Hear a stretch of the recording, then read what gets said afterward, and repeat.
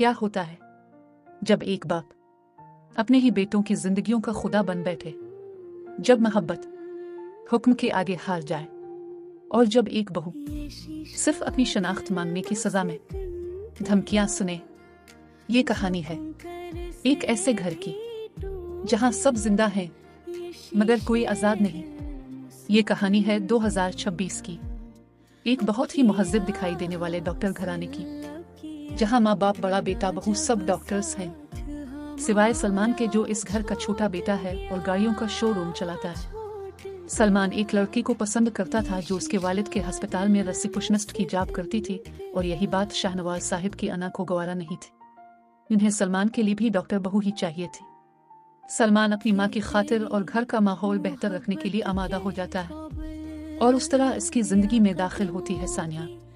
बेशक सानिया इसके वालिदैन की पसंद थी, मगर सलमान ने इस रिश्ते को दिल से कबूल किया और सानिया ने भी। तभी से इस खूबसूरत कहानी का आगाज हुआ। ये कहानी है सानिया और सलमान की, लेकिन हकीकत में ये सिर्फ एक जोड़े की कहानी नहीं, ये एक ऐसे घर की कहानी है जहां हर सांस भी इजाजत से ली जाती है।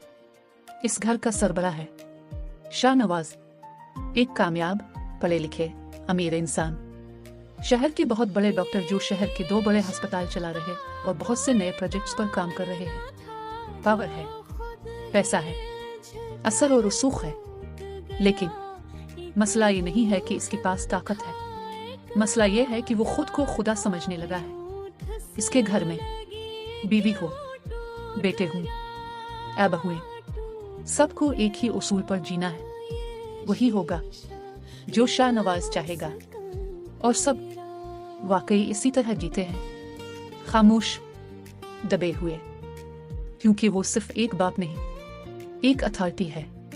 सानिया एक मेडिकल स्टूडेंट है, साथ ही जॉब भी कर रही है, और अपनी जिंदगी का सबसे बड़ा ख्वाब की तैयारी के जरिए पूरा करना चाहती है।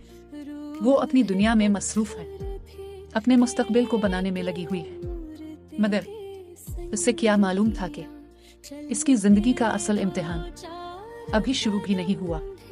लेकिन हर कहानी में एक किरदार ऐसा होता है जो खामोशी तोड़ देता है। यहाँ वो है सलमान, शाहनवाज का छोटा बेटा, जो हमेशा अपने बाप के खिलाफ खड़ा हो जाता है।